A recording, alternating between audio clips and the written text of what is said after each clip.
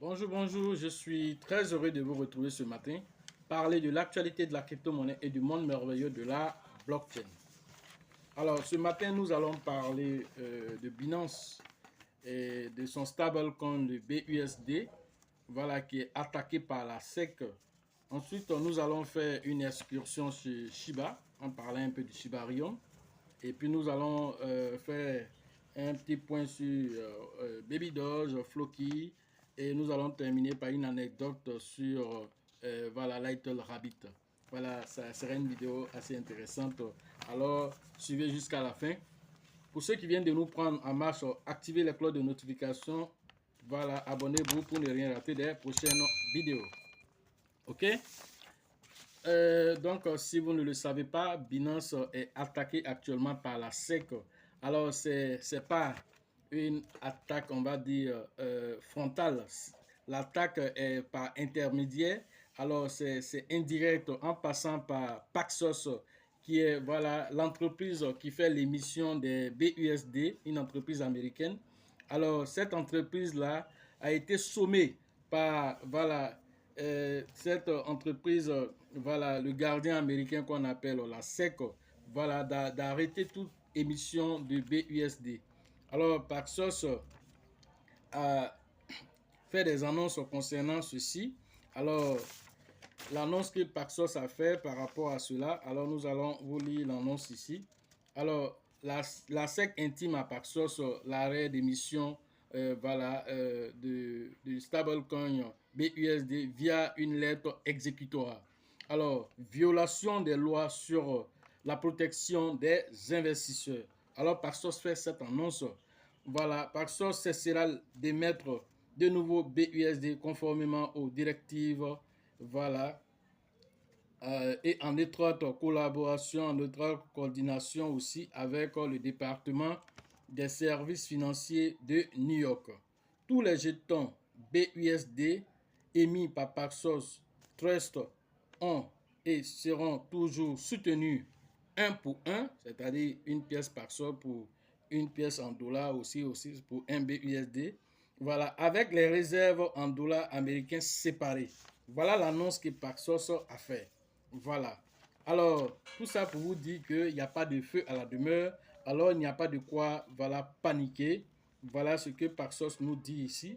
Alors, ce que vous devez comprendre, c'est que c'est ce qui a poussé PayPal dans son élan de faire l'émission de son stablecoin. Voilà, les gendarmes américains ont commencé à les attaquer. Alors, eux aussi, ils ont lâché leur projet de stablecoin. Voilà, donc Paxos est bien lancé avec Binance, leur collaboration marche.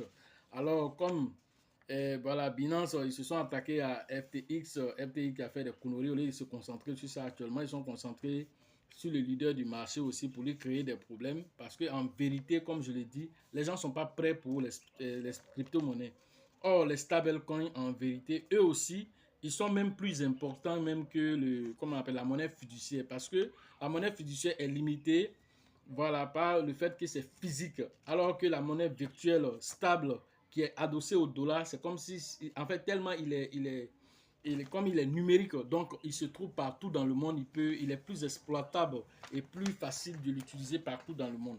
Alors comme c'est arrimé au dollar, donc les gendarmes américains disent comme c'est le dollar que vous utilisez, on a le droit de parler et de dire tout ce que nous voulons dessus. Alors ils sont en train de chercher des poux dans les cheveux de FT, comment on appelle, de Ripple. Alors que Ripple même en phase même de peut-être gagner même ce projet et nous espérons que voilà, le Ripple va gagner ce projet, le XRP. Alors du coup, voilà, il s'attaque aujourd'hui à Binance par intermédiaire de Paxos. Alors CZ aussi a fait une annonce par rapport à ceci. Il n'est pas resté sans dire quelque chose parce que ça le concerne directement, même si ce n'est pas frontal, mais ça le concerne directement.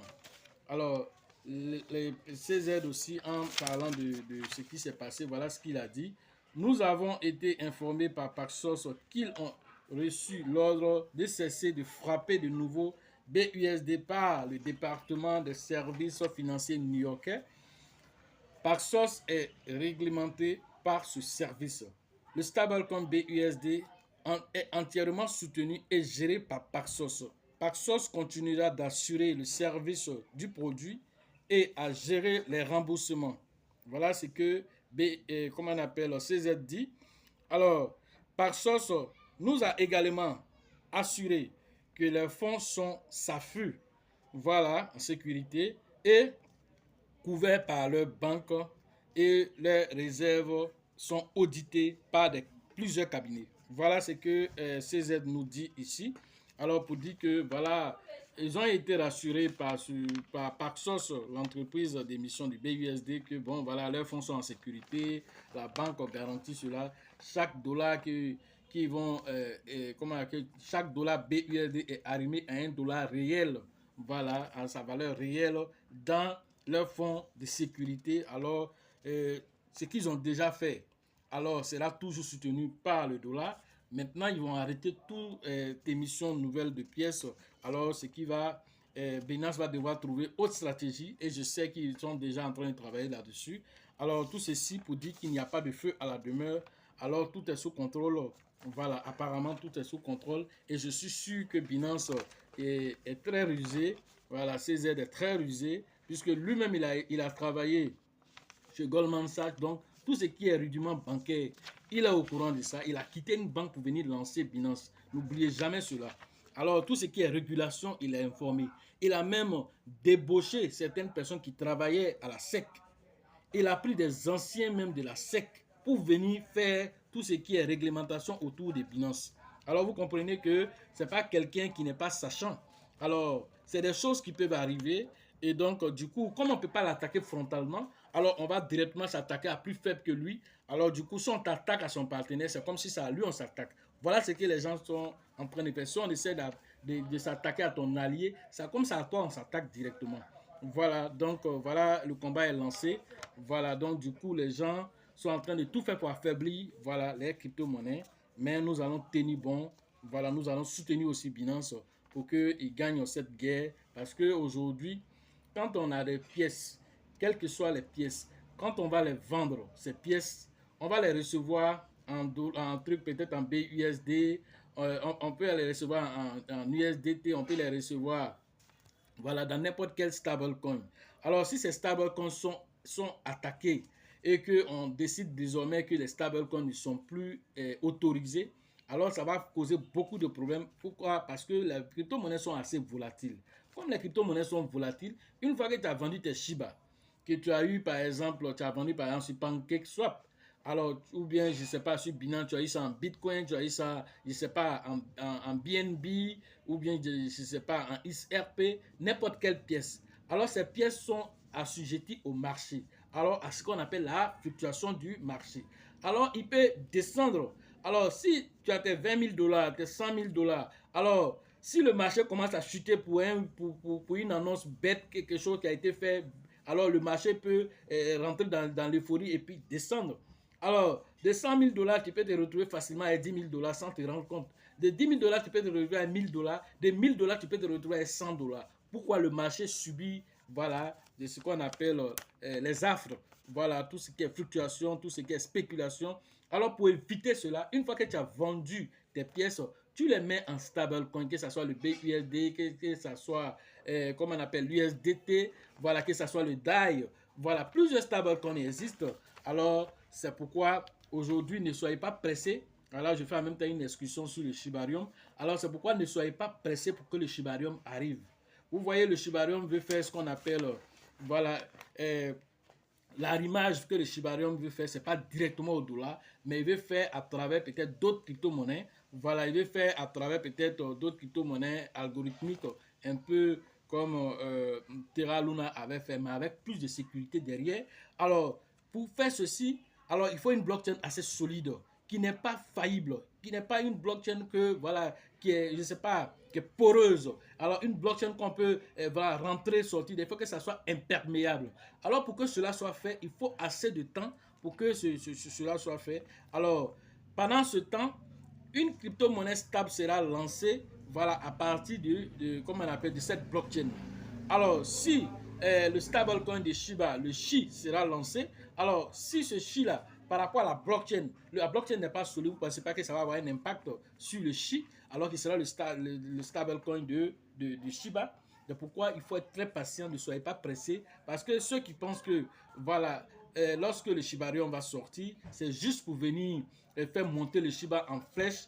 Alors, ce n'est pas pour les FOMO, c'est pour venir donner une crédibilité à la pièce d'abord, parce qu'il quitte le stade de token, voilà, pour devenir maintenant coin. Alors, on ne dira plus Shiba token, mais on dira maintenant Shiba coin. Alors, ça, c'est une grande différence. Alors, pour que cela soit fait aussi, ça veut dire que d'autres projets vont venir s'implémenter sur cette blockchain, venir créer les applications décentralisées sur cette blockchain. Donc, ce n'est pas du jeu. Il faut vraiment être solide. C'est pourquoi ils sont restés tout de même sur Ethereum pour profiter de la sécurisation d'Ethereum, voilà, sur la couche 1, et ils se sont mis sur la couche supérieure 2 pour faciliter les échanges avec des frais qui vont autour de 0,03 $. Et ça, c'est très important. Certains ont fait une spéculation dernièrement sur la sortie du Shibarium, disant que c'était prévu pour la Saint-Valentin, c'est-à-dire aujourd'hui le 14 février. Alors, Satoshi Kusama a fait une annonce pour faire un démenti, pour dire lui n'a jamais dit cela. Alors, comment c'est venu toute cette spéculation? Alors, il paraît que, voilà, Elon Musk a d'abord fait, voilà, un tweet en mettant un point. Alors, quand il a mis un point, les gens ont commencé à spéculer dessus par rapport à ce que ce point avait dit. Vous savez, Elon Musk, c'est un influenceur de la mort. Alors, du coup, quelqu'un qui a plus de 100 millions d'abonnés aujourd'hui, il a fait juste un tweet en mettant un point. Donc, les gens ont commencé à spéculer dessus. Satoshi Kusama, alors, a dû faire la même chose là-bas sur, voilà, sur sa page, mais en mettant encore un cœur. Voilà, en même temps, les gens ont commencé à spéculer que non, ça veut dire que la Saint-Valentin qui arrive là, alors c'est le jour de la sortie du Shibarium, alors ça prenait un peu partout. Alors il a fait ce démenti pour dire non, c'est pas le cas. Voilà, donc il a même enlevé même le tweet pour ne même pas que quelqu'un vienne l'emmerder pour dire voilà, il a fait ça par rapport. Donc les gens cherchent tous les moyens qu'il faut pour pouvoir donner quelque chose comme une date. Alors la date qu'il a donnée, c'est bientôt. Alors, c'est ce que lui dit. Il dit, si on me pose la question, quelle est la date, alors je dis bientôt. Bientôt, c'est ce que je peux dire parce que il n'y a pas, selon ce qu'il a écrit dernièrement, il dit, il n'y a pas un bouton d'interruption quelque part où je vais aller cliquer dessus en même temps, le Shibarium se met en marche. Que non, non, non. C'est un travail minutieux qu'il est en train de faire. Et quand on finit de faire le travail, on ne se presse pas pour venir donner aux gens. Parce que c'est les gens qui vont venir utiliser et c'est pour venir mettre de l'argent dedans. Alors, il faut s'assurer que les faux types là, les pirates là, ils sont assis là. Pendant que vous êtes là, ils sont en train de travailler la nuit, ils sont en train de vérifier, voilà, c'est quand ça a sorti, ils sont en train de chercher même sur quel site même, quels sont les sites sur lesquels ils sont en train de développer actuellement, s'ils peuvent aller là-bas pour aller attaquer, ils sont en train de chercher tous les failles. Donc c'est un travail très très titanesque qui est en train d'être fait, ne soyez pas pressés. Et ça serait aussi un effet domino parce que ça sera lié à d'autres choses, le Shibarium, le Shi et d'autres, même les trucs de NFT, il y a plein de choses qui seront implémentées dessus. Alors soyez patients, alors c'est pour bientôt. Autre actualité, alors parlons de Baby Doge qui fait tout pour se stabiliser. Voilà, il a fait une chute de moins 3%, mais il est toujours à 8,04 €. Voilà, et ça c'est très intéressant. Baby Doge refuse de descendre. Voilà, il se stabilise pour remonter encore. Alors ça c'est bon, c'est très intéressant. Ça veut dire que, alors ce qu'on appelle, ce qu'il est en train de faire, on appelle ça une montée saine. Alors une crypto-monnaie qui monte en ligne droite, en ligne droite, en ligne droite, très dangereux. Parce qu'elle est montée en ligne droite là. C'est comme ça qu'elle va descendre aussi en ligne droite. Alors, pour une bonne montée, il faut monter en escalier. Il faut monter en escalier. Alors, tout ça, j'explique en détail souvent dans les formations.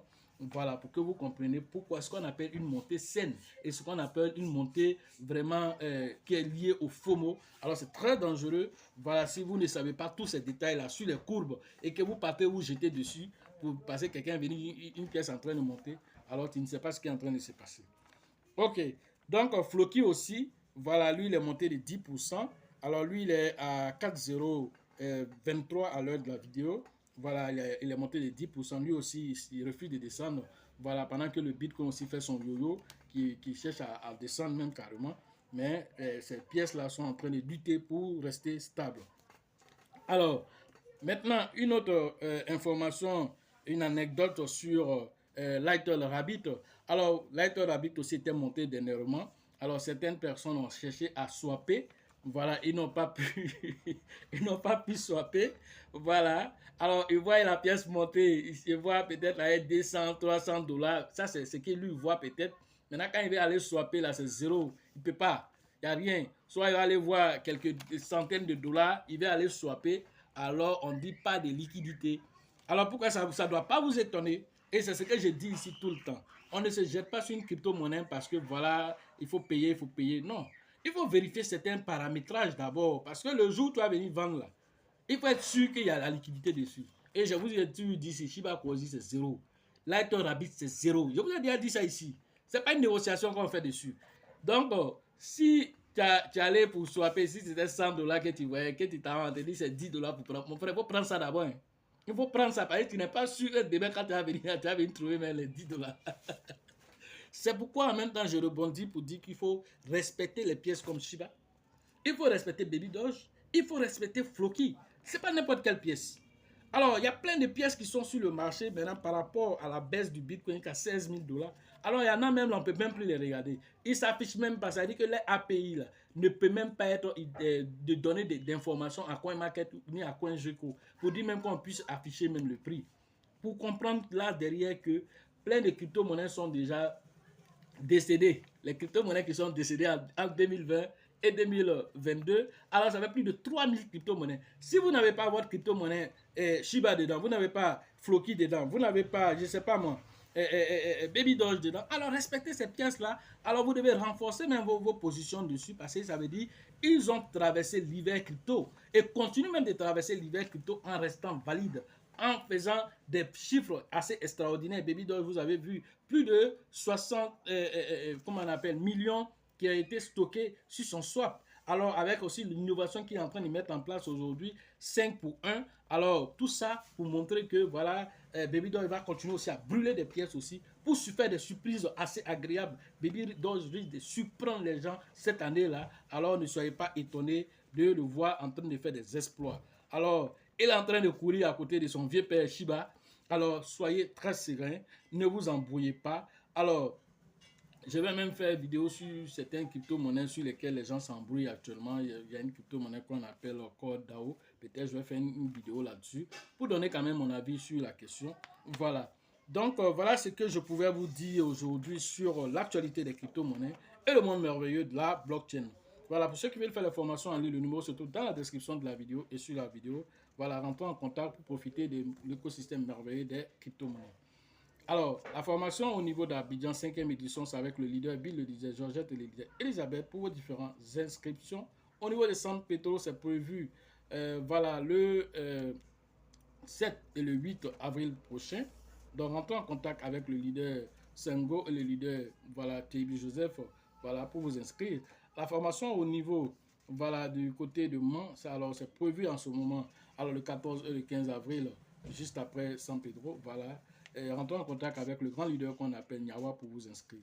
La formation au niveau de Gagnoua, c'est prévu en mai prochain, alors le 27 et le 28 mai aussi. Alors rentrons en contact avec voilà, le leader voilà, qu'on appelle Diomandé au niveau de Gagnoua pour vous inscrire afin que nous soyons aussi à Gagnoua pour donner les informations sur la crypto-monnaie et les informations qui peuvent changer aussi la vie des uns et des autres positivement. Alors, pour les autres zones, telles que le Burkina, le RBC, toutes les autres zones restantes, alors le numéro se trouve dans la description de la vidéo. Rentrez en contact avec eux pour vous inscrire, afin que nous puissions aussi donner des dates. Sachez toujours que la chance accorde ses faveurs aux esprits avertis et aux esprits entreprenants. Et si vous pensez que la formation coûte cher, alors je vous en prie, essayez.